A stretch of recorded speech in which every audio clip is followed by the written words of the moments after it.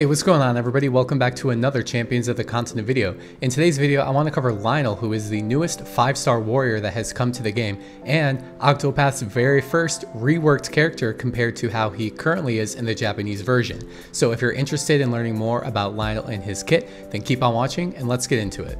Alright, so who is Lionel? He is a warrior and he rocks the ice element, and his roles in this game are that he is a debuffer, and he now is a sword and ice shield breaker, and he is a self buffer. Alright, so now let's take a look at his stats. They're pretty average across the board for what warriors have, but his crit is a little bit higher compared to other warriors. Alright, and now let's take a look at some of his notable skills. So his first one right away is that 3-hit sword attack with 55 potency that inflicts 10% defense down. This is one of the skills that was reworked for him compared to his Japanese version, and what's different is that now it's multi-hits, where his old kit really was only, he had two hit kits and the rest were only 1-hit attacks. So it's really good to see that he has a 3-hit attack.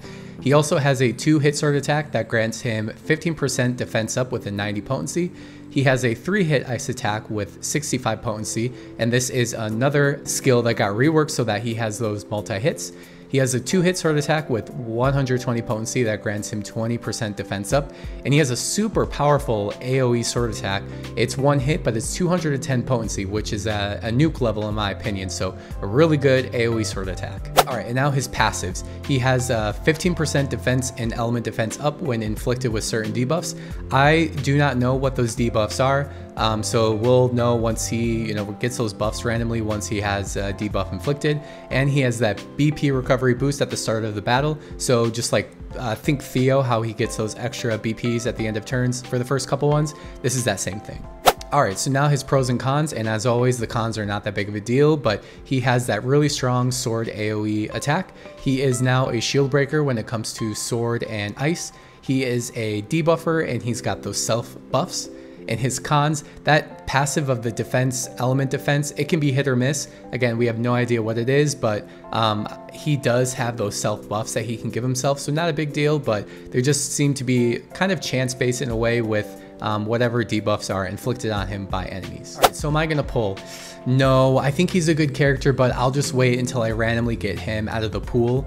I think that I'm saving for more characters that are coming in the future, and so I think that he would just be a really good random pull to have. But for now, not going to spend my rubies, but I'm really curious to hear your thoughts. Are you going to be pulling for Lionel?